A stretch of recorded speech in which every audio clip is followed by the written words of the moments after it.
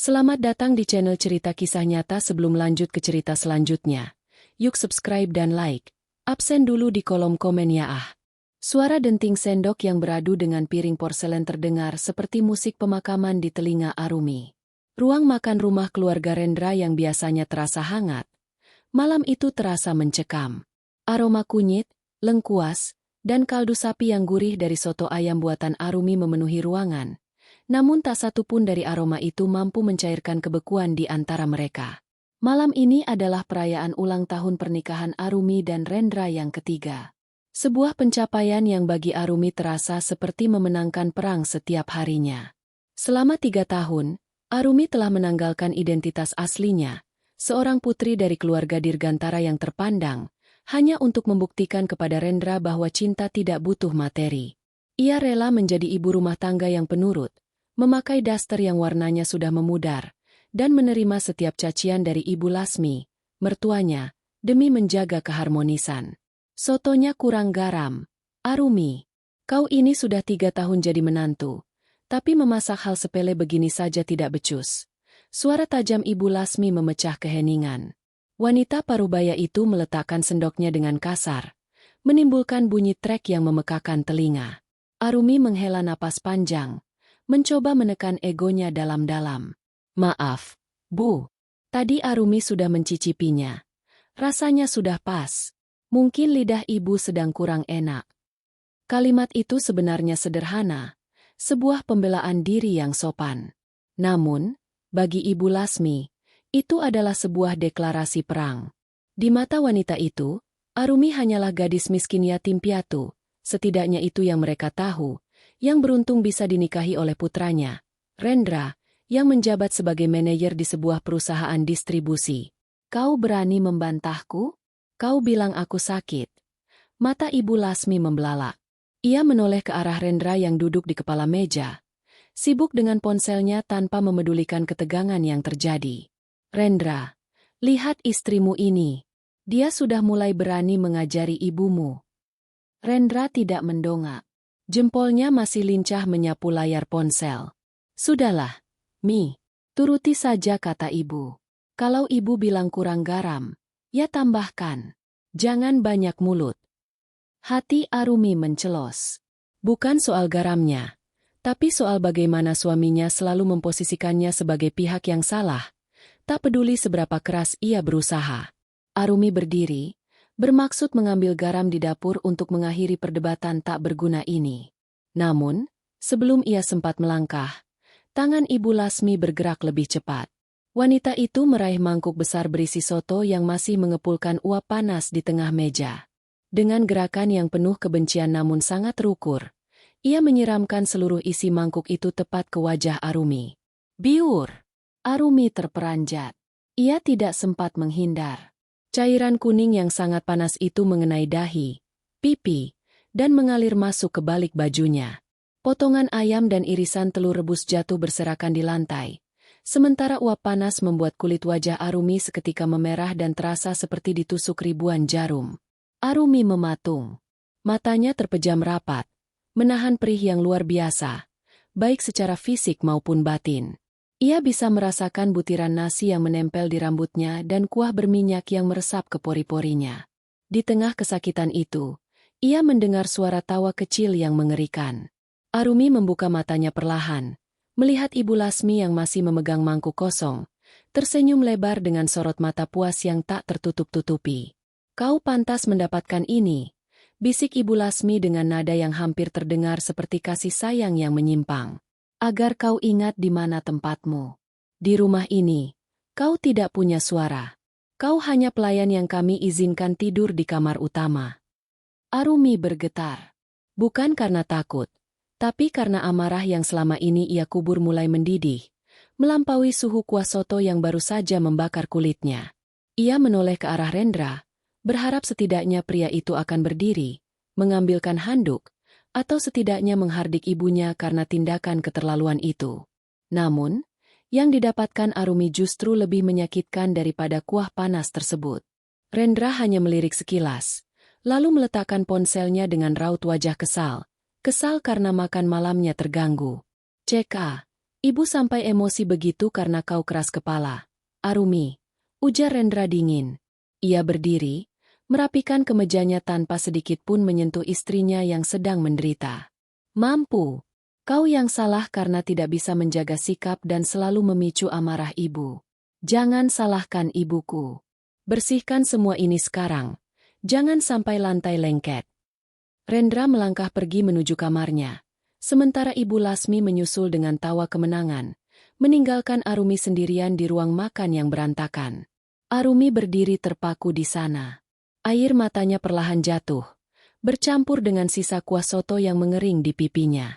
Ia menatap cermin besar di ruang makan, melihat bayangan dirinya yang hancur, wajah memerah, rambut basah kuyup, dan harga diri yang diinjak-injak hingga lumat.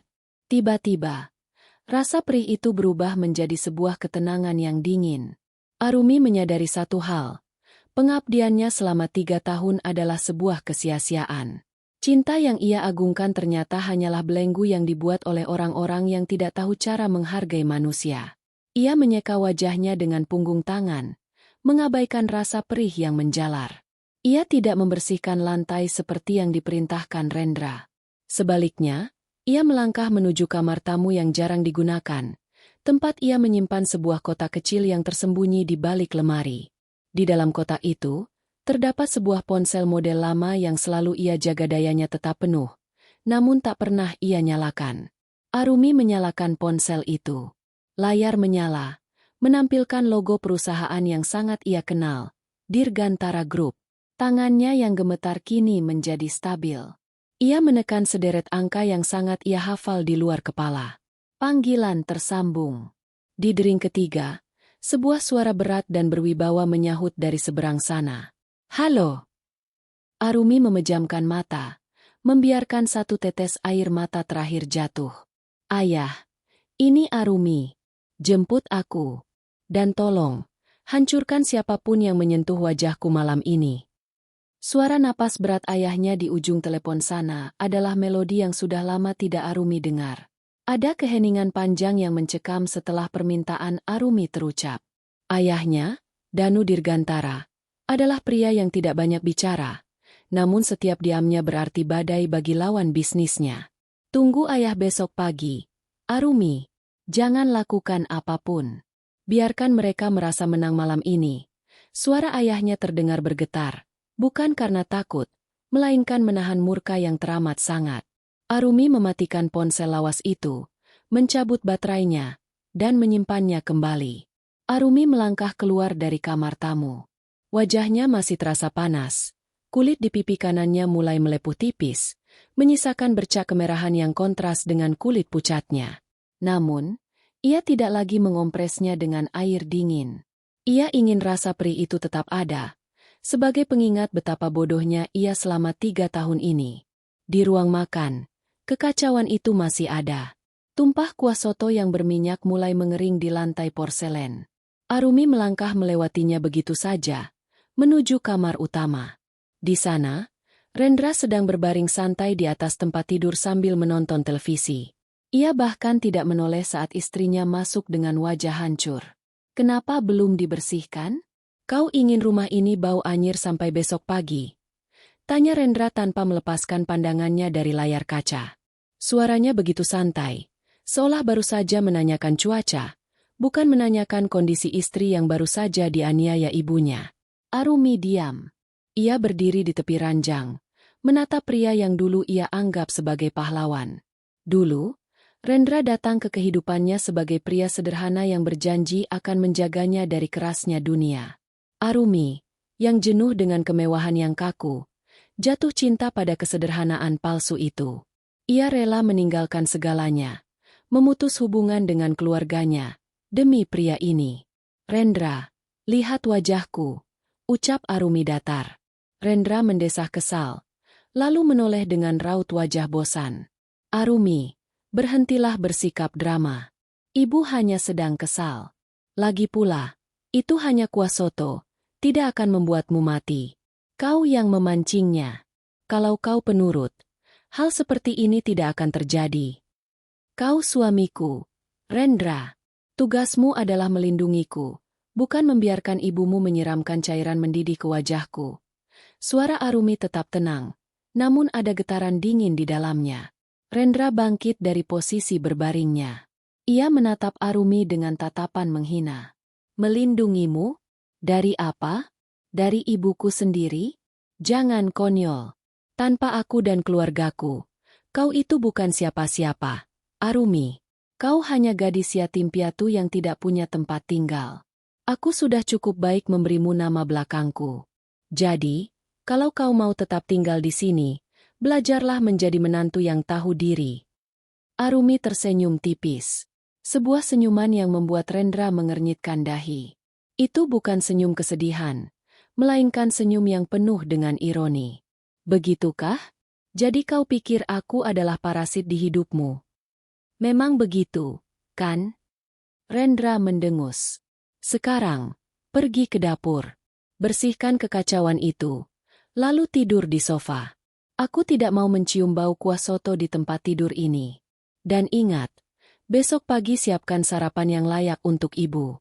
Jangan sampai kau berulah lagi. Rendra kembali berbaring dan memasang headphone, menutup akses komunikasi dengan istrinya. Arumi tidak berdebat. Ia berbalik dan keluar dari kamar. Ia tidak pergi ke dapur. Ia pergi ke kamar mandi, membersihkan sisa-sisa soto di rambutnya dengan gerakan mekanis. Setiap tetes air yang mengenai luka bakarnya terasa seperti sayatan silet. Namun Arumi tidak merintih.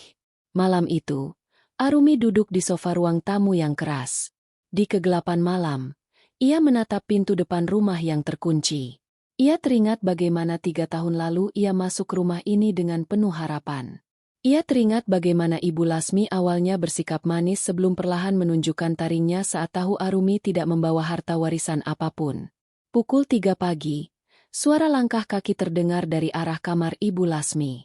Wanita tua itu keluar untuk mengambil minum. Ia melihat Arumi yang masih terjaga di sofa. Belum tidur. Menantu tak tahu untung. Ibu Lasmi menyalakan lampu ruang tamu, sengaja ingin menyilaukan mata Arumi. Kenapa? Wajahmu perih? Itu pelajaran supaya kau tidak sombong. Kau pikir karena kau cantik, kau bisa mengatur putraku. Arumi menatap mertuanya. Tatapannya begitu tajam hingga membuat Ibu Lasmi sedikit tersentak. Kenapa kau menatapku begitu? Mau disiram lagi? Nikmatilah malam ini, Bu, kata Arumi lembut. Nikmatilah setiap detik kemenangan yang ibu rasakan. Karena besok, ibu mungkin akan merindukan rumah ini. Ibu Lasmi tertawa terbahak-bahak. Kau mengigau? Kau mau mengusirku dari rumah anakku sendiri? Sadarlah, Arumi. Besok pagi, kalau kau masih berani bicara lancang, aku sendiri yang akan menyeretmu keluar dari pintu itu. Setelah mencaci maki selama beberapa menit lagi, Ibu Lasmi kembali ke kamarnya dengan perasaan menang yang meluap-luap. Arumi kembali dalam kegelapan. Ia menutup matanya perlahan, menghitung detik demi detik menuju pagi. Fajar mulai menyingsing. Pukul 6 pagi, Rendra sudah rapi dengan kemeja kerjanya. Ia berjalan ke ruang tamu dan melihat Arumi masih duduk di posisi yang sama. Kau tidak memasak, bentak Rendra. Aku ada rapat penting pagi ini. Perusahaan sedang mengincar kontrak besar dengan Dirgantara Group. Kalau aku sampai terlambat karena belum sarapan, kau akan tahu akibatnya. Arumi berdiri. Ia menatap Rendra dengan tatapan yang berbeda. Tatapan seorang majikan kepada budaknya. Kau ingin kontrak dengan Dirgantara Group? Ya, tentu saja. Itu kontrak triliunan rupiah. Kalau aku berhasil mendapatkannya, posisiku sebagai manajer akan aman, bahkan mungkin aku akan dipromosikan, ujar Rendra bangga. Tepat saat itu, ponsel Rendra berdering. Itu adalah telepon dari kantornya. Wajah Rendra yang tadinya angkuh mendadak berubah menjadi pucat pasi saat mendengarkan suara di seberang sana. Apa? Dibatalkan secara sepihak? Bagaimana mungkin? Kita sudah di tahap final. Apa alasannya? Suara Rendra meninggi, penuh kepanikan. Apa? Atas instruksi langsung dari pemilik Dirgantara Group. Rendra mematikan teleponnya dengan tangan gemetar. Ia menatap Arumi, lalu menatap pintu rumahnya. Di luar, suara deru mesin mobil mewah terdengar berhenti tepat di depan pagar rumah mereka yang sederhana. Tidak hanya satu, tapi 3 mobil hitam mengkilap dengan pengawalan ketat. Ibu Lasmi keluar dari kamar dengan daster mahalnya, ikut bingung melihat keramaian di depan rumahnya. Rendra, ada apa? Siapa yang datang? Apa itu tamu kantormu? Pintu pagar dibuka paksa oleh 2 pria berbadan tegap dengan setelan jas hitam. Seorang pria tua dengan rambut beruban namun tampak sangat gagah turun dari mobil tengah. Ia memegang tongkat kayu hitam dengan kepala perak. Matanya yang tajam menatap rumah itu dengan jijik. Arumi berjalan menuju pintu depan, membukanya lebar-lebar. Angin pagi masuk, membawa aroma maskulin yang mahal. Pria tua itu melangkah masuk, mengabaikan Rendra dan Ibu Lasmi yang mematung ketakutan. Ia berhenti tepat di depan Arumi. Matanya terpaku pada luka bakar di wajah putrinya. Rahangnya mengeras. Tanpa bicara, ia mengangkat tangannya, menyentuh pipi Arumi dengan sangat lembut. Siapa Anda? Suara Ibu Lasmi bergetar. Pria tua itu menoleh. Auranya begitu menekan hingga Ibu Lasmi hampir terjatuh jika tidak berpegangan pada kursi. Aku adalah orang yang teleponnya baru saja membuat putramu kehilangan pekerjaannya. Suara Danu Dirgantara menggelegar di ruang tamu yang sempit itu. Dan aku adalah ayah dari wanita yang baru saja kalian perlakukan seperti sampah. Rendra menjatuhkan ponselnya ke lantai. Dunianya runtuh seketika. Ia menatap Arumi dengan mata terbelalak, menyadari bahwa pengkhianatannya terhadap sang pelindung akan menjadi awal dari neraka bagi hidupnya. Keheningan di ruang tamu itu begitu pekat, seolah oksigen telah diisap keluar dari ruangan. Rendra berdiri mematung, ponselnya yang retak di lantai masih menyala, menampilkan layar hitam setelah panggilan dari kantornya terputus. Kata-kata Danu Dirgantara bergema di dinding rumahnya yang sempit, menghantam kesadaran Rendra seperti godam besi. Ayah! Rendra terbata. Lidahnya terasa keluh. Arumi, kau tidak pernah bilang bahwa ayahmu adalah... Bahwa ayahku adalah pria yang kau puja-puja dalam setiap rapat kantormu. Arumi menyela dengan nada suara yang tenang, namun menusuk. Ia berdiri tegak di samping Danu, tidak lagi membungkuk seperti pelayan yang ketakutan. Kau tidak pernah bertanya, Rendra, kau terlalu sibuk menganggapku sebagai gadis miskin yang tidak punya tempat untuk pulang. Kau terlalu yakin bahwa aku tidak akan pernah bisa meninggalkanmu karena aku tidak memiliki apa-apa. Ibu Lasmi, yang biasanya memiliki 1000 kata makian, kini hanya bisa megap-megap seperti ikan yang kekurangan air. Wajahnya yang tadi merah karena amarah kini pucat pasi, seseputih kertas. Ia menatap deretan mobil mewah di depan rumahnya, lalu beralih menatap Danu Dirgantara yang tampak seperti dewa kematian yang siap menjatuhkan vonis. Ini pasti salah paham, Tuan. Ibu Lasmi mencoba memaksakan senyum, namun yang muncul justru seringai ketakutan yang mengerikan. Kami sangat menyayangi Arumi. Tadi malam itu hanya kecelakaan kecil saat makan malam. Benarkan, Arumi? Danu Dirgantara melangkah maju 1 tindak. Suara ketukan tongkatnya di lantai porselen yang masih ternoda bekas kuah soto terdengar sangat mengancam. Ia tidak menatap Ibu Lasmi. Ia terlalu jijik untuk memberikan perhatian pada wanita itu. Matanya terpaku pada luka melepuh di pipi Arumi yang mulai membengkak. Kecelakaan. Danu bertanya dengan nada rendah yang bergetar karena murka. Kalian menyiramkan cairan mendidih ke wajah putri tunggal keluarga Dirgantara, dan kalian menyebutnya kecelakaan. Danu menoleh ke arah salah satu ajudannya yang berdiri di pintu. Bawa masuk tasnya. Seorang ajudan masuk membawa sebuah tas kulit berkelas dan sebuah kotak obat medis premium. Arumi duduk di sofa yang sama tempat ia tidur dengan kedinginan semalam. Dengan telaten, seorang perawat pribadi yang dibawa Danu mulai membersihkan luka di wajah Arumi. Arumi meringis sedikit saat cairan antiseptik menyentuh kulitnya, dan setiap ringisan itu membuat mata Danu semakin gelap karena kemarahan. Rendra, panggil Danu. Rendra tersentak, hampir terjatuh. Ya, Tuan Dirgantara. Aku telah memperhatikan perkembangan kariermu sejak kau menikahi putriku secara rahasia 3 tahun lalu. Aku membiarkanmu, karena Arumi memohon padaku untuk memberimu kesempatan membuktikan diri sebagai pria yang mandiri. Aku secara tidak langsung membantu perusahaanmu mendapatkan kontrak-kontrak besar agar posisimu naik. Danu berhenti sejenak, menatap Rendra dengan tatapan menghina. Tapi ternyata, kekuasaan dan sedikit uang membuatmu lupa daratan. Kau lupa bahwa tangan yang memberimu makan adalah tangan yang sama yang bisa mencekikmu hingga mati.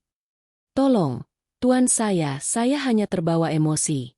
Saya sangat mencintai Arumi. Rendra mencoba mendekat, mencoba meraih tangan Arumi, namun ajudan Danu segera menghalangnya dengan barikade tubuh yang kokoh. Cinta tidak menyiramkan soto ke wajah istrinya. Rendra. Cinta tidak membiarkan istrinya tidur di sofa sementara kau mendengarkan musik di kamar. Arumi berbicara sambil menatap lurus ke depan, sementara perawat selesai membalut lukanya dengan perban tipis yang sangat rapi. Arumi berdiri. Ia melepaskan daster usangnya, yang di bawahnya ternyata ia sudah mengenakan pakaian yang lebih layak, sebuah persiapan kecil yang ia lakukan sebelum ayahnya datang. Ia mengambil tas kulit yang dibawa ajudan tadi, mengeluarkan sebuah map merah, dan melemparkannya ke meja makan yang masih berantakan. Apa ini? Tanya Rendra dengan tangan gemetar.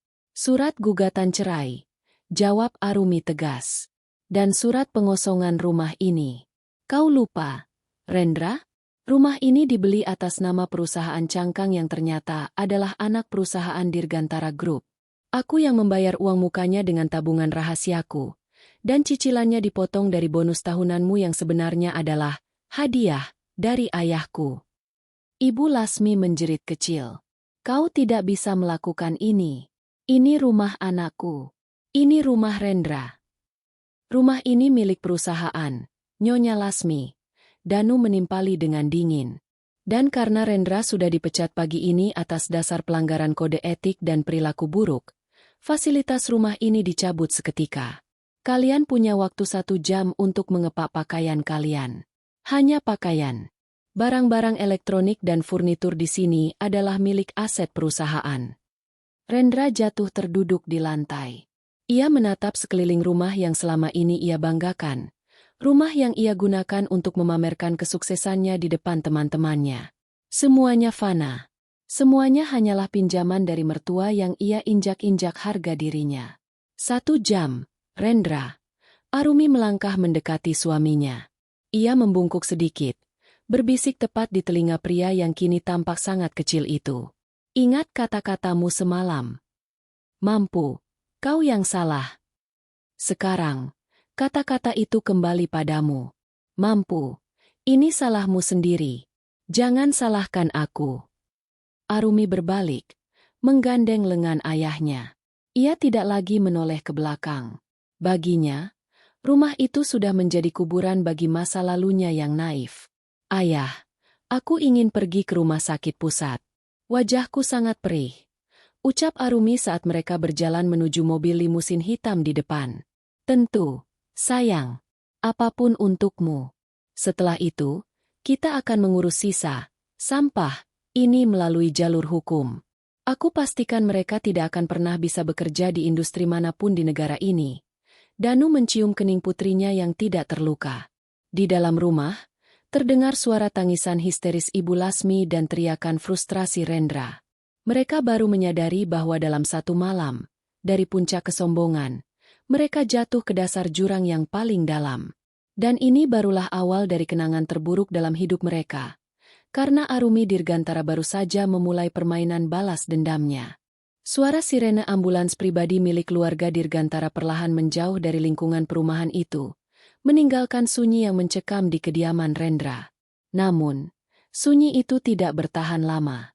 Di dalam rumah, atmosfer berubah menjadi medan perang penuh kepanikan.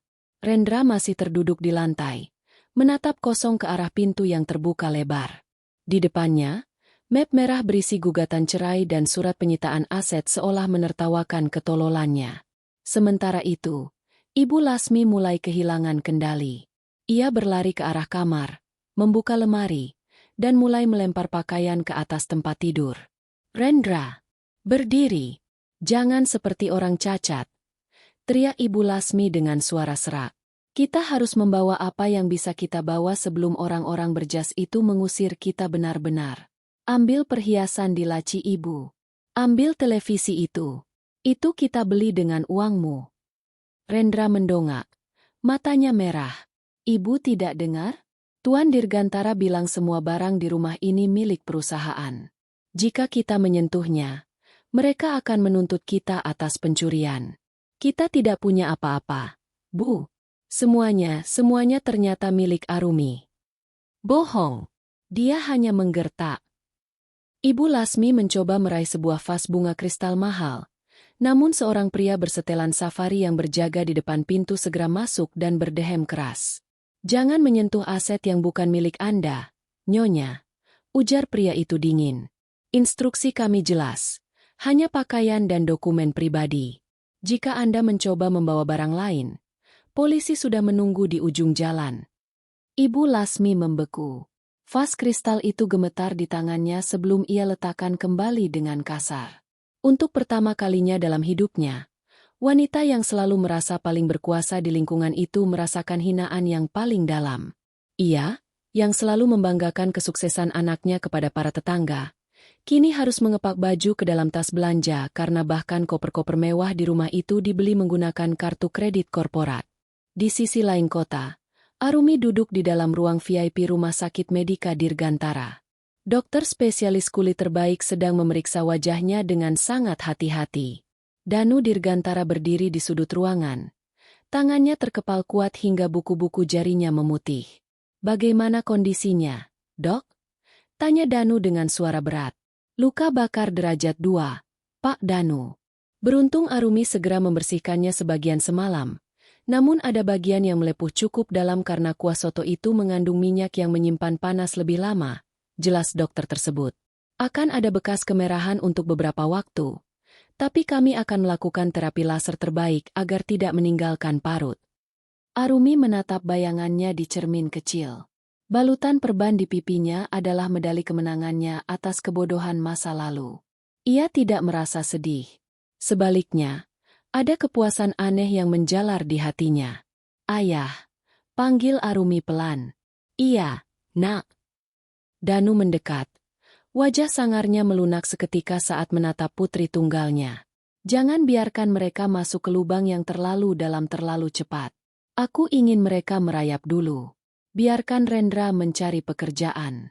Biarkan dia tahu betapa tidak bergunanya nama Rendra, tanpa nama Dirgantara di belakangnya. Danu tersenyum tipis. Sebuah senyum yang menyimpan ancaman besar. Ayah sudah melakukannya. Pagi ini, Ayah sudah mengirimkan memo hitam ke seluruh jaringan perbankan dan manufaktur. Rendra tidak akan bisa mendapatkan posisi bahkan sebagai staf administrasi paling rendah sekalipun di kota ini. Dan untuk ibunya. Kenapa dengan Ibu Lasmi? Dia punya utang arisan dan pinjaman di beberapa bank atas nama pribadinya, kan? Ayah sudah meminta bank-bank itu untuk melakukan penagihan sekaligus sore ini, karena profil risikonya dianggap meningkat tajam setelah anaknya dipecat. Arumi bersandar di kursinya. Terima kasih, Ayah. 1 jam berlalu dengan sangat cepat bagi Rendra. Ia dan ibunya kini berdiri di pinggir jalan, di luar gerbang rumah yang selama ini mereka tempati. Di samping mereka terdapat 5 tas besar berisi pakaian dan beberapa pasang sepatu. Tetangga mulai berbisik-bisik. Ibu-ibu yang biasanya dipimpin oleh Ibu Lasmi untuk bergosip, kini menatap mereka dengan tatapan kasihan yang menghina. Loh, Jeng Lasmi mau pindah? Kok mendadak sekali? Bawa tas plastik begitu? Tanya salah satu tetangga dengan nada menyindir yang sangat kentara. Ibu Lasmi hanya bisa menunduk, menutupi wajahnya dengan syal murah. Rendra mencoba memanggil taksi daring, namun berkali-kali pesanannya dibatalkan. Saat ia mengecek saldo di aplikasi perbankannya, jantungnya seakan berhenti berdetak. Saldoku 0. Gumam Rendra tidak percaya. Ia mencoba mengecek rekening tabungannya yang lain. Hasilnya sama. Sebuah pesan masuk dari bank menyatakan bahwa seluruh rekeningnya dibekukan karena adanya penyelidikan dugaan penggelapan dana kantor, Sebuah tuduhan yang sengaja diciptakan oleh tim hukum Danu Dirgantara untuk mematikan langkahnya. Ibu, kita harus ke rumah tante di pinggiran kota. Kita tidak punya uang untuk hotel, ujar Rendra lemas. Tapi Rendra, daster-daster sutra ibu masih di dalam. Ibu lupa membawanya. Keluh Ibu Lasmi, masih memikirkan harta bendanya. Sudahlah, Bu, kita sudah jatuh miskin. Sadarlah, bentak Rendra frustrasi. Ibu Lasmi tersentak. Putranya yang selalu membela dan memujinya, kini mulai membentaknya. Topeng keluarga harmonis dan sukses yang selama ini mereka kenakan telah hancur berkeping-keping, meninggalkan wajah asli yang penuh dengan ego dan ketakutan. Saat mereka mulai menyeret tas-tas berat itu menuju pangkalan angkot terdekat, sebuah mobil mewah meluncur pelan di samping mereka. Kaca mobil terbuka sedikit, menampakkan sepasang mata Arumi yang dingin di balik kacamata hitam. Arumi tidak mengucapkan sepatah kata pun. Ia hanya menatap mereka selama beberapa detik. Lalu kaca mobil tertutup kembali, dan mobil itu melesat meninggalkan debu yang menerpa wajah Rendra dan Ibu Lasmi. Bagi Rendra, itu adalah tatapan yang lebih panas daripada kuah soto manapun. Itu adalah tatapan seorang ratu yang sedang melihat serangga di bawah sepatunya. Dan dia baru menyadari, penderitaannya baru saja dimulai. Rendra terbangun di sebuah kamar sempit yang pengap. Bau lembab dari dinding yang berjamur menyengat hidungnya. Sangat kontras dengan kamar mewahnya yang berpendingin udara dan beraroma lavender milik Arumi. Semalam, ia dan ibunya terpaksa mengungsi ke rumah kerabat jauh yang tinggal di pemukiman padat. Itu pun setelah mereka memohon-mohon dan menyerahkan satu-satunya jam tangan bermerek milik Rendra sebagai jaminan, uang sewa. Rendra, bangun. Kau harus ke kantor. Ibu Lasmi mengguncang bahunya. Wajah wanita itu tampak kuyu. Matanya sembab karena menangis semalaman. Kau harus jelaskan pada bosmu. Bilang kalau ini semua salah Arumi. Mintalah jabatanmu kembali. Kita tidak bisa hidup di tempat seperti ini. Rendra duduk dengan kepala pening. Ibu, aku sudah dipecat. Tuan Dirgantara sendiri yang mengatakannya. Pasti ada prosedur. Rendra, kau itu manajer berprestasi. Perusahaan tidak akan membiarkanmu pergi begitu saja hanya karena urusan rumah tangga. Pergilah. Pakai kemeja terbaikmu yang tersisa. Tunjukkan pada mereka siapa kau sebenarnya. Terdorong oleh sisa-sisa kesombongan yang masih mengerak di hatinya, Rendra bersiap. Ia mengenakan kemeja putih yang sedikit kusut karena berjejal di tas plastik, lalu menyisir rambutnya dengan rapi. Ia harus berjuang. Jika ia bisa meyakinkan Dewan Direksi bahwa masalah ini adalah urusan pribadi yang bisa diselesaikan, mungkin ada harapan. Di kepalanya, Rendra mulai menyusun skenario. Ia akan bersujud di kaki bosnya, atau jika perlu, ia akan memfitnah Arumi habis-habisan, menuduh istrinya itu gila atau berselingkuh sehingga ia terpaksa bertindak kasar. Apapun, asal ia mendapatkan kembali martabatnya. Pukul 10 pagi, Rendra tiba di lobi gedung perkantoran tempat ia bekerja. Biasanya, satpam di depan akan menyapanya dengan hormat, memanggilnya Pak Manajer, sambil membukakan pintu. Namun kali ini, langkahnya dihadang oleh dua petugas keamanan yang wajahnya tampak sangat tidak bersahabat. Maaf, Pak Rendra. Anda dilarang masuk ke area gedung ini, ujar salah satu satpam dengan tangan terlipat di dada. Apa maksud kalian? Aku manajer pemasaran di sini. Aku mau mengambil barang-barangku dan bertemu direktur. Bentak Rendra, mencoba menggunakan otoritas lamanya. Kami memiliki perintah tertulis dari manajemen pusat. Anda sudah diberhentikan secara tidak hormat sejak pukul 8 pagi tadi. Barang-barang Anda sudah dikirimkan ke alamat darurat menggunakan jasa kurir. Satpam itu menyerahkan sebuah kotak kardus kecil yang tergeletak di meja resepsionis. Ini sisanya yang tertinggal di lobi. Beberapa mantan staf Rendra yang kebetulan lewat mulai berbisik-bisik. Mereka yang dulu tunduk dan takut pada Rendra, kini terang-terangan menunjuk ke arahnya sambil tertawa kecil. Lihat itu, si manajer arogan ternyata cuma parasit keluarga konglomerat. Bisik seorang staf administrasi yang dulu sering dibentak Rendra. Kudengar dia menyiksa istrinya yang ternyata anak tunggal Dirgantara Group. Bodoh sekali ya? Padahal kalau dia pintar, dia sudah jadi pangeran mahkota, sahut yang lain. Rendra merasa telinganya panas. Ia mencoba mengabaikan mereka dan menerobos masuk. Namun petugas keamanan dengan kasar mendorongnya kembali. Pergi sekarang, atau kami panggilkan polisi atas tuduhan pengrusakan dan masuk tanpa izin. Tepat saat Rendra akan meledakkan amarahnya, sebuah kerumunan terbentuk di depan pintu masuk.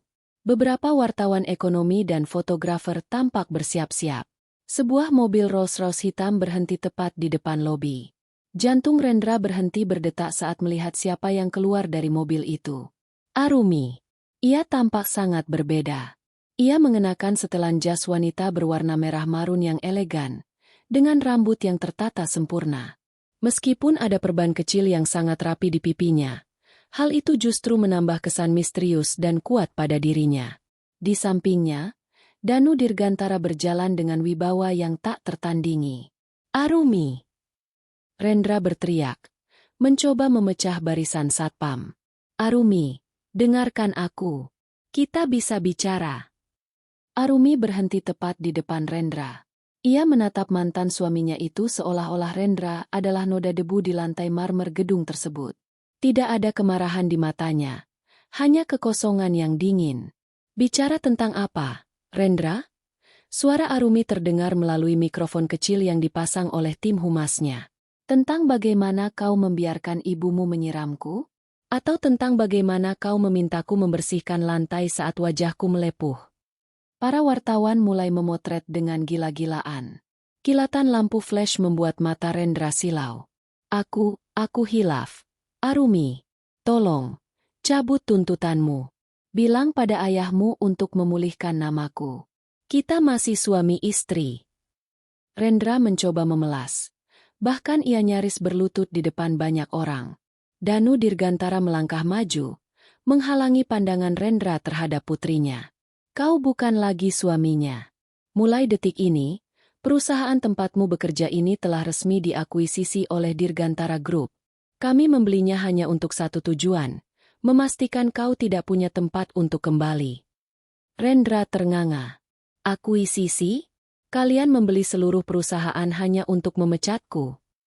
Arumi tersenyum tipis. Senyuman yang sama dengan yang diberikan Ibu Lasmi semalam saat menyiramkan soto. Bagi ayahku, ini hanya investasi kecil. Bagiku, ini adalah cara untuk menunjukkan bahwa dunia tidak berputar di sekelilingmu, Rendra. Arumi mengeluarkan sebuah amplop coklat dari tasnya. Ini adalah bukti rekaman CCTV rumah selama 1 tahun terakhir yang berhasil dipulihkan oleh tim IT Ayah. Rekaman di mana ibumu mencaci maki aku, dan kau yang hanya menonton sambil tertawa. Ini sudah aku serahkan ke kepolisian. Sore ini, surat panggilan untukmu dan ibumu akan tiba. Kau tega, Arumi. Aku ini orang yang kau cintai. Raung Rendra. Orang yang aku cintai sudah mati saat kuas soto panas itu mengenai wajahku. Arumi berbalik. Oh, satu lagi. Jangan repot-repot mencari pekerjaan di kota ini. Aku sudah memastikan profilmu masuk ke dalam daftar hitam nasional sebagai pelaku KDRT dan penggelapan dana korporat. Arumi melangkah masuk ke dalam gedung dengan langkah pasti, diiringi oleh jajaran direksi yang membungkuk hormat padanya. Rendra ditinggalkan di trotoar, memegang kotak kardus berisi barang-barang kantornya yang murah, sementara para wartawan terus menghujaninya dengan pertanyaan yang menghina. Harga dirinya telah hancur total. Dan dia tahu, ini barulah hari pertama dari sisa hidupnya yang akan menjadi neraka. Gedung pencakar langit Dirgantara Tower berdiri angkuh di pusat distrik bisnis Jakarta, memantulkan sinar matahari dari kaca-kaca hitamnya yang anti peluru. Di lantai paling atas, di sebuah ruangan yang luasnya setara dengan 5 rumah tipe 36 milik Rendra, Arumi berdiri menatap hamparan kota di bawah kakinya. Ia tidak lagi mengenakan daster yang kancingnya sudah lepas satu, atau sandal jepit yang alasnya sudah tipis. Arumi kini dibalut gaun kerja berbahan sutra berwarna abu-abu mutiara yang dipesan khusus dari Paris. Perban di pipinya telah diganti dengan plester gel transparan medis yang hampir tidak terlihat. Namun di baliknya, ia masih bisa merasakan denyut sisa luka itu. Sebuah pengingat akan harga yang harus ia bayar untuk sebuah kebebasan. Semua sudah siap, Nona Arumi. Suara sekretaris pribadinya, Maya, memecah keheningan. Aset pribadi Anda yang sempat Anda bekukan 3 tahun lalu telah dipulihkan sepenuhnya. Koleksi perhiasan, properti di Bali dan London, serta saham atas nama Anda di 5 perusahaan multinasional sudah kembali ke bawah kendali Anda.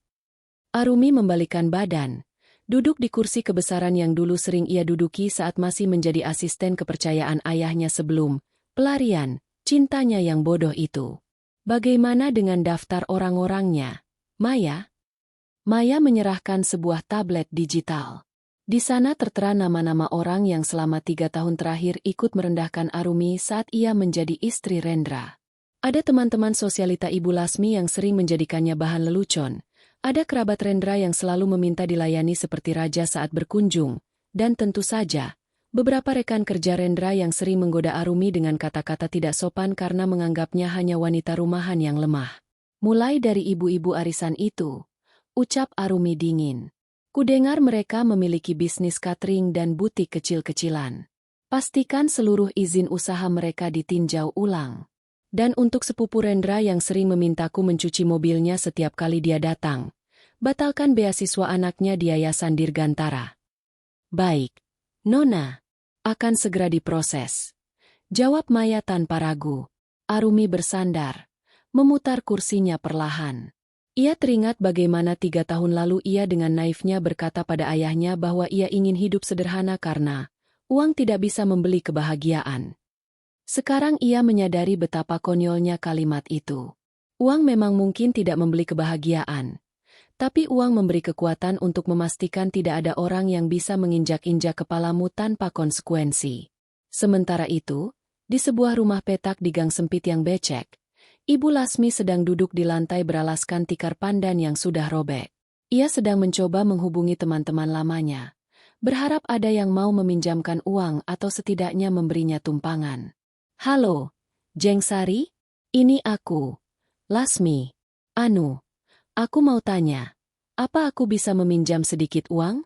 Hanya untuk makan beberapa hari ke depan. Rendra sedang ada masalah di kantornya. Suara Ibu Lasmi terdengar memelas, jauh dari nada angkuhnya yang biasa. Duh, Lasmi, kamu tidak baca berita ya? Suara di seberang telepon terdengar sinis. Video anakmu yang diusir dari kantornya itu sudah viral di grup WhatsApp. Dan kudengar istrimu itu ternyata anak konglomerat yang kamu siram pakai soto panas? Gila ya kamu, Lasmi. Kamu itu sudah seperti menabrak gunung es. Jangan hubungi aku lagi. Aku tidak mau terseret masalah dengan keluarga Dirgantara. Klik. Sambungan diputus secara sepihak. Ibu Lasmi melempar ponselnya ke lantai. Sialan.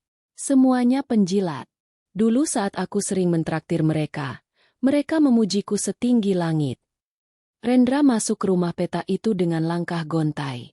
Kemeja putihnya sudah basah oleh keringat dan noda debu jalanan.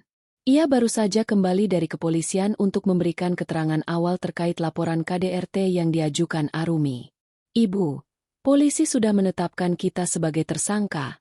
Suara Rendra bergetar. Mereka punya bukti rekaman CCTV.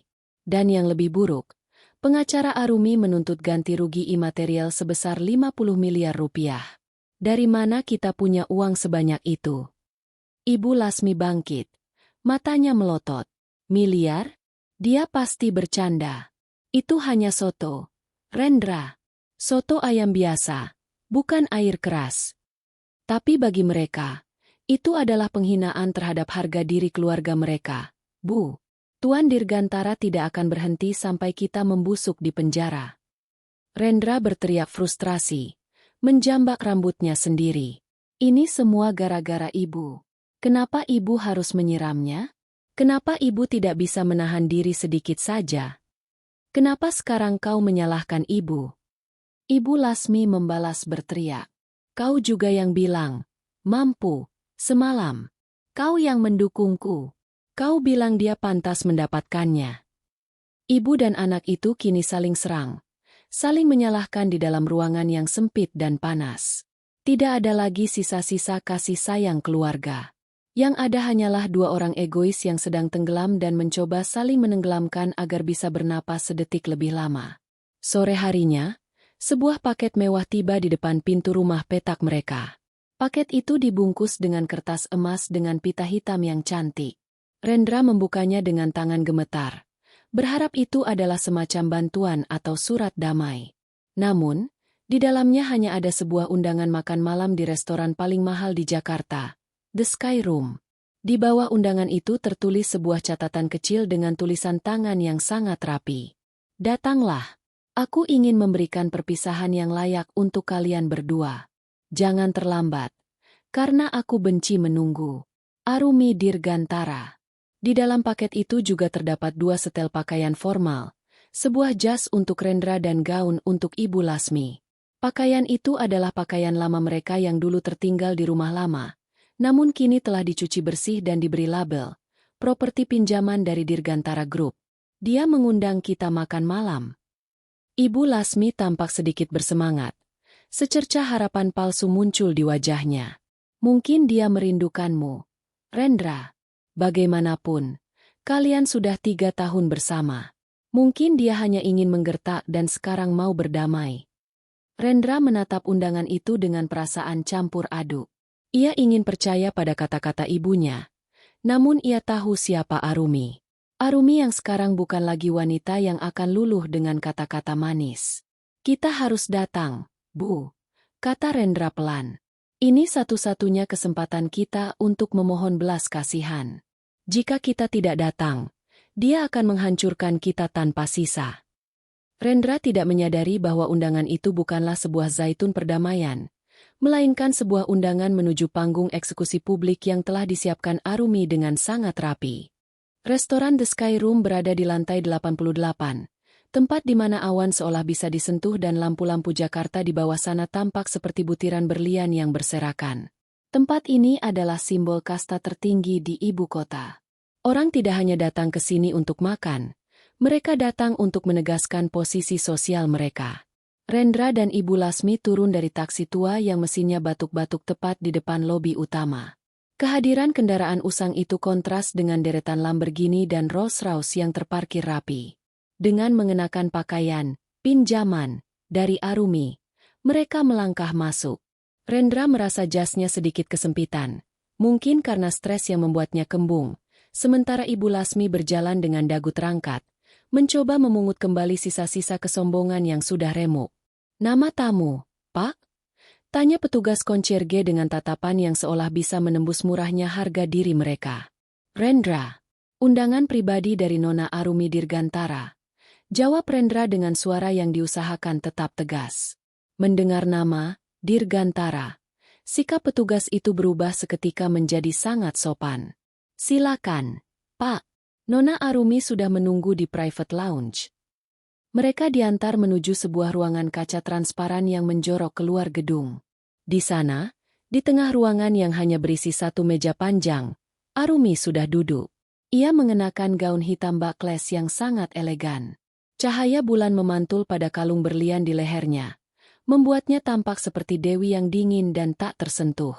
Di atas meja, belum ada makanan. Hanya ada 3 buah gelas kristal dan sebuah botol anggur yang harganya mungkin setara dengan gaji Rendra selama setahun. Duduklah, sapa Arumi tanpa berdiri. Suaranya tenang, namun bergema di ruangan yang kedap suara itu. Ibu Lasmi langsung mengambil tempat duduk dengan antusias. Arumi, nak, ibu tahu kau anak baik. Ibu tahu kau tidak akan tega melihat kami menderita di rumah peta itu. Maafkan ibu soal kemarin, ya? Itu benar-benar hanya emosi sesaat. Arumi tidak membalas. Ia menuangkan cairan merah gelap ke dalam gelasnya sendiri, lalu menatap Rendra yang tampak gelisah. Bagaimana hari pertamamu sebagai pengangguran, Rendra? Kudengar kau ditolak di 3 perusahaan hari ini bahkan sebelum kau sempat duduk untuk wawancara. Rendra menunduk. Arumi, tolong. Aku tahu aku salah. Aku sudah meminta maaf. Apalagi yang kau inginkan? Kau sudah mengambil pekerjaanku, rumahku, dan harga diriku. Apa ini belum cukup? Arumi menyesap anggurnya perlahan. Cukup? Kalian menghancurkan 3 tahun hidupku dengan kebohongan dan hinaan. Kalian memperlakukanku seperti keset kaki. Dan kau bertanya apakah ini sudah cukup? Arumi menjentikan jarinya. Seorang pelayan masuk membawa sebuah nampan perak yang tertutup tudung saji. Aku mengundang kalian ke sini karena aku ingat. Kalian sangat menyukai soto buatanku. Jadi, aku secara khusus meminta koki bintang 5 di sini untuk mereplikasi resepku. Makanlah. Pelayan itu membuka tudung saji. Di depan Ibu Lasmi dan Rendra, tersedia 2 mangkuk besar soto yang masih mengepul panas. Aromanya persis seperti yang dibuat Arumi malam itu. Ibu Lasmi menelan ludah. Arumi, ini, kau memasakkan ini untuk kami. Bukan aku. Koki yang membuatnya. Arumi tersenyum tipis. Senyum itu tidak sampai ke matanya. Tapi aku ingin memastikan suhu kuahnya benar-benar pas. Sama panasnya dengan kuah yang kau siramkan ke wajahku, Ibu mertua. Tangan Ibu Lasmi yang hendak meraih sendok langsung membeku. Suasana di ruangan itu tiba-tiba berubah menjadi sangat dingin. Makanlah, perintah Arumi. Kini nadanya lebih tajam. Atau aku akan meminta pengacaraku untuk menambahkan pasal percobaan pembunuhan dalam gugatanku, mengingat suhu air saat itu cukup untuk merusak saraf wajahku secara permanen. Dengan tangan gemetar, Rendra dan ibunya mulai menyuap soto itu. Setiap suapan terasa seperti menelan bara api. Bukan karena rasanya yang pedas, tapi karena rasa malu dan ketakutan yang mencekik tenggorokan mereka. Sambil kalian makan, ada sesuatu yang ingin kutunjukkan. Arumi menekan sebuah tombol di meja. Salah satu dinding ruangan yang berupa layar LED besar menyala. Layar itu menampilkan siaran langsung dari sebuah acara bincang-bincang berita malam yang paling banyak ditonton di negara ini. Di sana, seorang pengacara terkenal sedang membedah kasus menantu yang teraniaya. Video CCTV dari rumah Rendra diputar secara looping, menampilkan detik-detik Ibu Lasmi menyiramkan soto dan Rendra yang hanya diam menonton. Rekaman itu sudah ditonton oleh 10 juta orang dalam 2 jam terakhir. Ucap Arumi datar. Kalian bukan hanya tersangka di mata hukum, tapi kalian adalah musuh publik nomor 1. Tidak akan ada satupun orang di negeri ini yang mau berteman, bekerja sama, atau bahkan sekadar memberikan air minum kepada kalian. Rendra meletakkan sendoknya. Wajahnya pucat pasi. Kau menghancurkan hidup kami secara publik. Arumi. Kau benar-benar ingin membunuh kami tanpa menyentuh kami. Aku hanya memberikan apa yang kalian tabur, Rendra. Arumi berdiri, melangkah mendekati suaminya. Ia memegang pundak Rendra, lalu membungkuk untuk berbisik. Kau tahu apa yang paling menyakitkan dari kenangan terburuk? Bukan kejadiannya, tapi fakta bahwa kau tidak akan pernah bisa lari darinya. Kemanapun kalian pergi, wajah kalian sudah ditandai sebagai monster. Tiba-tiba, pintu ruangan terbuka. 2 orang petugas kepolisian masuk. Rendra dan Nyonya Lasmi, kami memiliki surat penahanan resmi atas dugaan penganiayaan berat dan kekerasan dalam rumah tangga. Anda harus ikut kami sekarang, ujar petugas itu. Ibu Lasmi histeris. Ia mencoba memegang tangan Arumi, namun Arumi menghindar dengan jijik. Arumi, tolong! Jangan biarkan mereka membawa ibu ke penjara. Ibu sudah tua. Arumi menatap mertuanya dengan tatapan paling dingin yang pernah ada. Ingat kata-katamu, Bu. Kau pantas mendapatkan ini. Sekarang, giliranmu yang merasakannya. Saat polisi menyeret mereka keluar dari restoran mewah itu, para tamu di meja lain berdiri dan mulai memotret mereka dengan ponsel. Penghinaan itu begitu lengkap. Di bawah lampu kristal yang indah, Rendra dan ibunya diseret seperti kriminal rendahan. Arumi kembali duduk, menatap sisa soto di atas meja yang mulai mendingin. Ia mengambil ponselnya dan menelepon seseorang. Ayah, tahap 1 sudah selesai. Sekarang, jalankan tahap kedua. Aku ingin seluruh aset yang pernah aku sumbangkan, secara tidak langsung ke keluarga mereka ditarik kembali tanpa sisa. Aku ingin mereka keluar dari penjara nanti sebagai gelandangan. Arumi mematikan ponselnya, menyesap anggur terakhirnya, dan menatap pemandangan Jakarta. Malam ini, ia tidak lagi merasa perih. Malam ini, ia merasa hidup kembali. Jeruji besi itu terasa dingin dan berkarat. Kontras dengan dinding kaca The Sky Room yang baru saja mereka tinggalkan beberapa jam lalu. Bau pesing dan pengap ruangan sel tahanan sementara di kantor polisi itu membuat Ibu Lasmi terus-menerus mual. Ia, yang biasanya tidur di atas kasur pegas dengan spray sutra, kini harus berbagi lantai semen keras dengan 2 tahanan kasus penipuan lainnya. "Rendra, lakukan sesuatu!" teriak Ibu Lasmi dari sel wanita yang berseberangan dengan sel pria tempat Rendra berada. "Panggil pengacara. Hubungi pamanmu di Surabaya. Ibu tidak tahan di sini." Rendra hanya duduk meringkuk di sudut sel. Rambutnya yang rapi kini berantakan. Dan kemeja, pinjaman, dari Arumi sudah ternoda keringat dingin. "Paman sudah mematikan ponselnya, Bu. Semua orang sudah memutus hubungan dengan kita. Kita sendirian." Tiba-tiba, suara langkah sepatu hak tinggi yang berirama konstan terdengar di lorong tahanan. Suara itu begitu berwibawa, membuat para tahanan lain yang tadinya berisik mendadak diam. Arumi muncul dari balik kegelapan lorong, didampingi oleh 2 pengacara pria yang membawa koper kulit mahal. Arumi berhenti tepat di depan sel Rendra. Ia tidak mengenakan perhiasan mencolok kali ini, hanya gaun hitam sederhana namun berpotongan sangat tegas. Ia menatap Rendra melalui jeruji besi seolah sedang melihat binatang di dalam kandang kebun binatang. "Bagaimana tidurnya, Rendra? Kudengar lantai semen bagus untuk tulang punggung," sapa Arumi. Suaranya halus namun mematikan. "Arumi." Ibu Lasmi merangkak mendekat ke jeruji selnya. "Tolong, Nak, cabut laporannya. Ibu janji akan sujud di kakimu. Ibu akan menjadi pelayanmu. Jangan biarkan ibu membusuk di sini." Arumi menoleh ke arah mertuanya. "Sujud di kakiku? Bukankah dulu ibu bilang aku hanya pelayan yang diizinkan tidur di kamar utama? Sekarang ibu mau bertukar posisi." Arumi memberi isyarat kepada pengacaranya. Sebuah map berisi dokumen dikeluarkan. "Aku datang ke sini bukan untuk mendengar tangisan kalian. Aku datang untuk memastikan kalian tahu persis siapa orang yang telah kalian remehkan selama 3 tahun ini.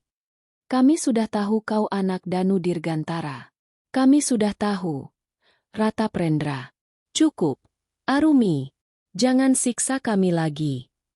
Kau baru tahu namaku, Rendra. Tapi kau tidak tahu siapa aku sebenarnya." Arumi maju 1 langkah. Wajahnya hanya berjarak beberapa senti dari jeruji. "Selama 3 tahun, setiap kontrak yang kau menangkan, setiap kenaikan jabatan yang kau terima, dan setiap bonus yang kau banggakan di depan ibumu itu semua adalah instruksiku. Aku yang mengatur agar perusahaanmu terlihat sukses hanya supaya kau merasa menjadi pria hebat. Aku ingin kau merasa tinggi agar saat aku melepaskanmu, jatuhnya akan lebih menyakitkan." Rendra terbelalak. "Maksudmu, selama ini kau yang mengendalikan karierku?" "Tentu saja. Kau pikir dengan otak pas-pasanmu itu kau bisa jadi manajer pemasaran dalam waktu 2 tahun? Aku yang menulis strategi pemasaranmu saat kau tidur. Aku yang mengirimkan data riset pasar ke email anonimmu. Aku memberikanmu sayap agar kau bisa terbang. Tapi kau justru menggunakan sayap itu untuk menendangku." Arumi tertawa kecil. Suara tawa yang membuat bulu kuduk Rendra meremang. "Dan kau tahu apa yang paling lucu? Rumah yang kalian tempati itu. Aku membelinya bukan untuk kita. Aku membelinya sebagai investasi atas nama Yayasan Yatim Piatu. Jadi, saat kalian diusir, kalian bukan hanya kehilangan rumah, tapi kalian secara teknis telah mencuri hak anak-anak asuh selama setahun terakhir karena tidak membayar sewa."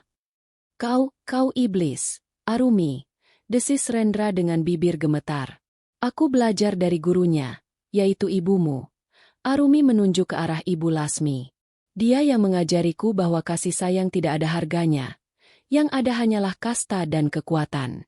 Jadi, sekarang aku menggunakan kekuatanku." Arumi membuka tasnya, mengeluarkan sebuah amplop kecil dan menyelipkannya di antara jeruji besi. Rendra mengambilnya dengan tangan gemetar.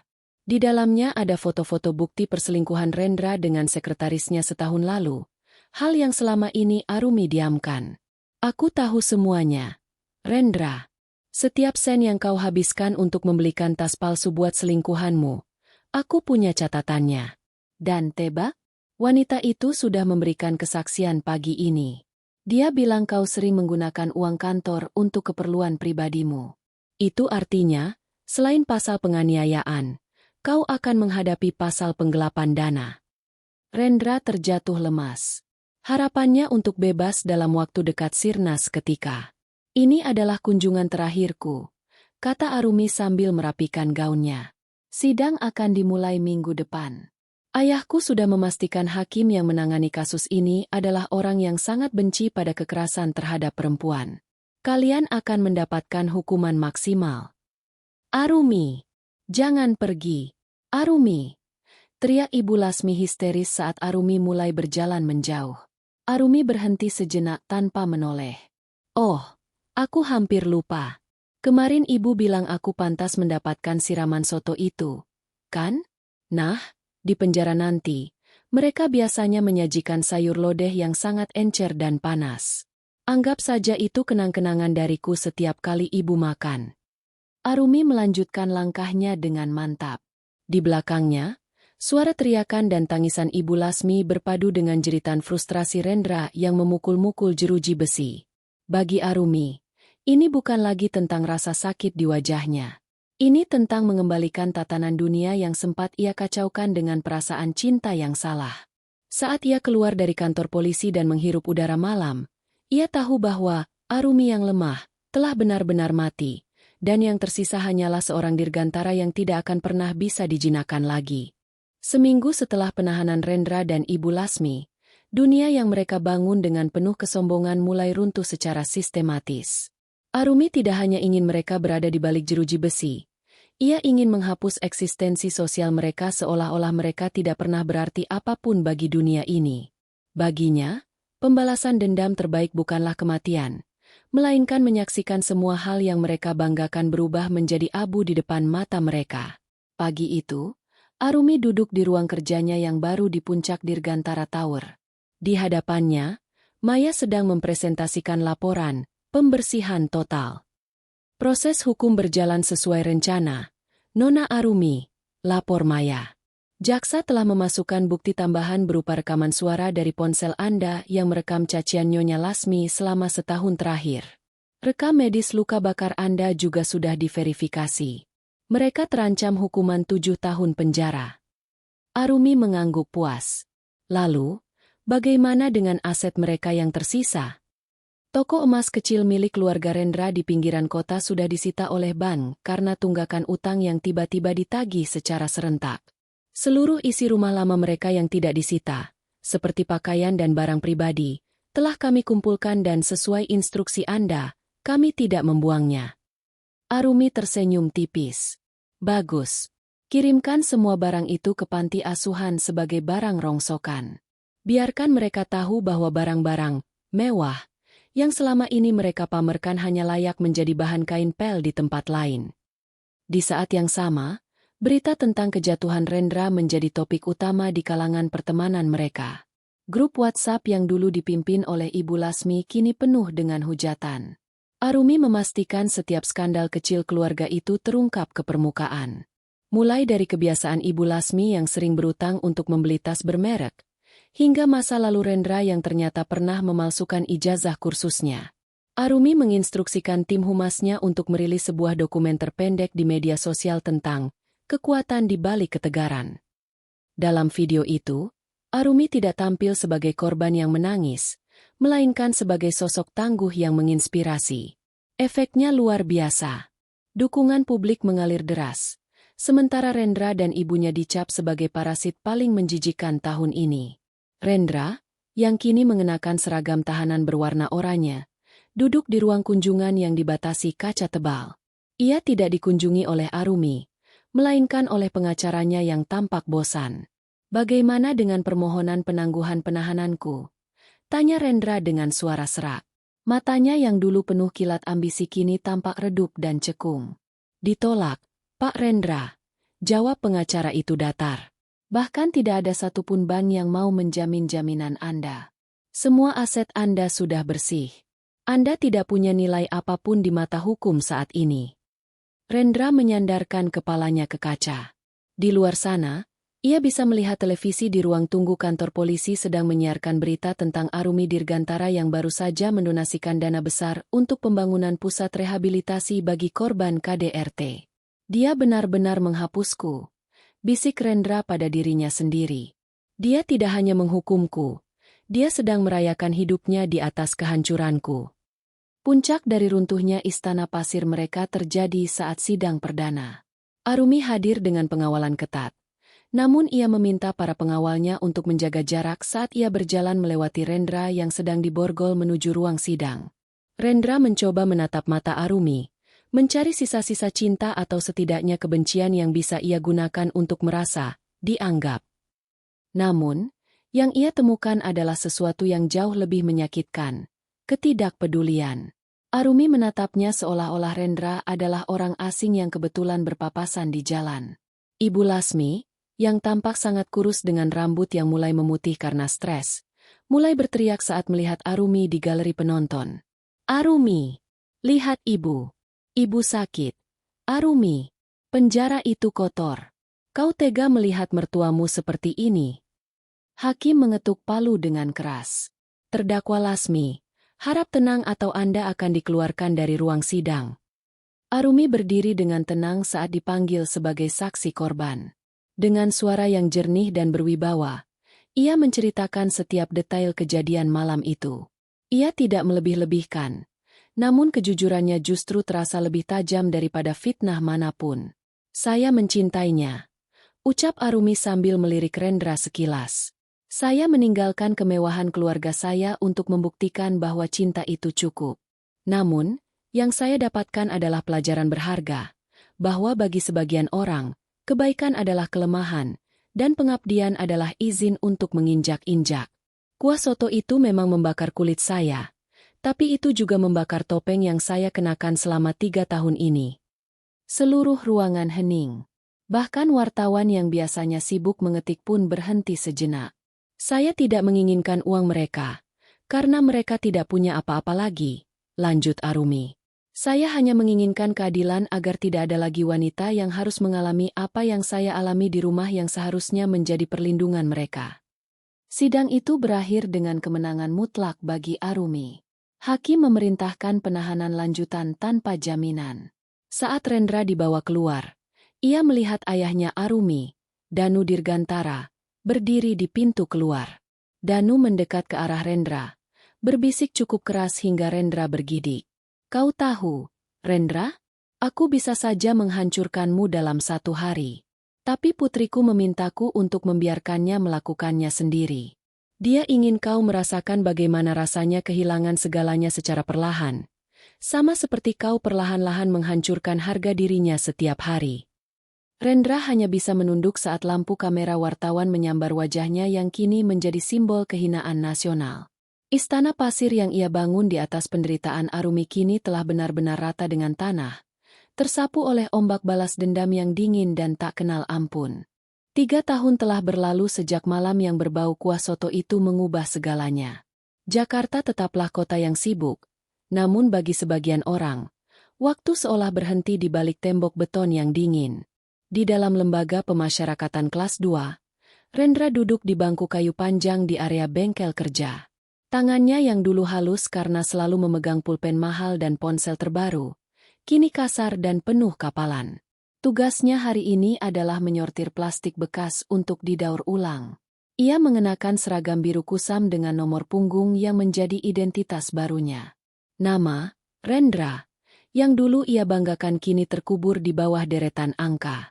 Setiap kali jam makan siang tiba, jantung Rendra selalu berdegup kencang karena rasa trauma. Di kantin penjara, menu yang paling sering disajikan adalah sayur bening atau sup kaldu encer yang disendokkan dengan terburu-buru oleh petugas ke dalam piring plastik.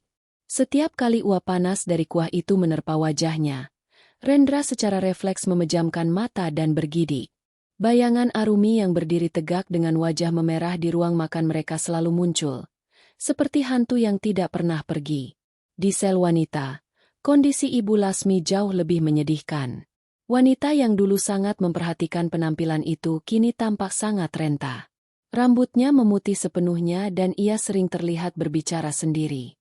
Ia dijauhi oleh narapidana lain karena sifatnya yang masih mencoba merasa superior, meskipun sudah di dasar jurang. Harusnya aku yang disuapi, aku ini nyonya, teriak Ibu Lasmi suatu hari saat ia berebut jatah makanan. Namun, bukan pelayan yang datang, melainkan bentakan dari sesama tahanan. Diam kau, Nenek Soto. Makan saja apa yang ada atau kau mau kami siram dengan air cucian. Mendengar kata, siram, Ibu Lasmi langsung menciut. Ia meringkuk di sudut selnya, menangis tanpa suara.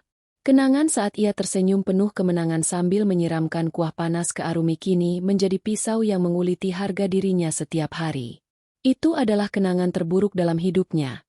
Bukan karena ia merasa bersalah pada Arumi, tapi karena ia menyadari bahwa tindakan itulah yang merampas semua kemewahan hidupnya. Sementara itu, di sebuah aula megah di pusat kota, suasana sangat berbeda. Arumi Dirgantara berdiri di atas panggung di bawah sorotan lampu kristal. Hari ini adalah peluncuran Yayasan Lentera Arumi, sebuah pusat bantuan hukum dan pemulihan bagi perempuan korban kekerasan domestik yang kini telah memiliki cabang di seluruh Indonesia. Arumi tampak sangat memukau. Bekas luka di pipinya telah benar-benar hilang berkat teknologi medis terbaik. Namun ia sengaja tidak pernah menutupi kisah itu. Baginya, luka itu adalah tanda lahir dari dirinya yang baru. Banyak yang bertanya, apakah saya membenci masa lalu saya? Ucap Arumi di depan ratusan tamu undangan dan media. Jawaban saya adalah tidak. Saya berterima kasih pada setiap tetes kuah panas yang mengenai wajah saya malam itu. Karena tanpa panasnya api itu, saya tidak akan pernah tahu bahwa saya adalah baja yang kuat. Danu Dirgantara duduk di baris terdepan, bertepuk tangan dengan mata yang berkaca-kaca bangga. Ia melihat putrinya kini bukan lagi sebagai ahli waris yang buta karena cinta, melainkan sebagai pemimpin yang bijaksana dan tangguh. Selesai acara, Arumi berjalan menuju mobilnya. Seorang asisten mendekat dan menyerahkan sebuah surat. Nona, ini surat permohonan maaf dan permohonan bantuan biaya kesehatan dari Rendra melalui pengacaranya. Katanya ibunya sakit keras di dalam penjara. Arumi menerima surat itu, melihat nama pengirimnya, namun tidak membukanya. Ia tidak merasakan amarah, tidak juga merasakan kasihan. Yang ia rasakan hanyalah kekosongan yang damai. Maya, panggil Arumi pada sekretarisnya. Simpan surat ini di arsip masa lalu. Tidak perlu dibalas. Pastikan saja mereka mendapatkan perawatan sesuai standar penjara. Tidak kurang, dan tentu saja, tidak lebih. Arumi masuk ke dalam mobil limusinnya. Saat mobil itu bergerak membelah kemacetan Jakarta, ia melewati gedung lama tempat Rendra dulu bekerja. Gedung itu sekarang sudah berganti nama dan logo, sepenuhnya menjadi bagian dari Imperium Dirgantara. Ia teringat malam terakhir di restoran The Sky Room. Ia ingat betapa puasnya ia melihat mereka diseret polisi. Namun sekarang, kepuasan itu telah digantikan oleh sesuatu yang lebih tinggi, ketidakpedulian yang elegan. Arumi telah menang secara total karena ia berhasil mengeluarkan mereka dari pikirannya, sementara ia akan selamanya terpenjara di dalam pikiran mereka. Rendra dan ibunya mungkin akan bebas suatu hari nanti, namun mereka akan bebas sebagai orang asing di dunia yang sudah tidak mengenali mereka. Mereka akan hidup dengan sisa-sisa ingatan tentang kejayaan yang mereka hancurkan sendiri.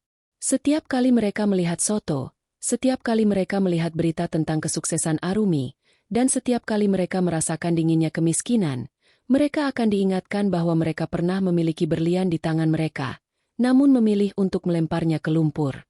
Arumi menatap keluar jendela, melihat langit Jakarta yang mulai jingga. Ia mengambil ponselnya, bukan untuk menelepon ayahnya atau rekan bisnisnya, melainkan untuk melihat jadwal perjalanan liburannya ke Eropa minggu depan. Cerita itu sudah berakhir. Kenangan pahit itu telah berubah menjadi pondasi untuk masa depan yang gemilang.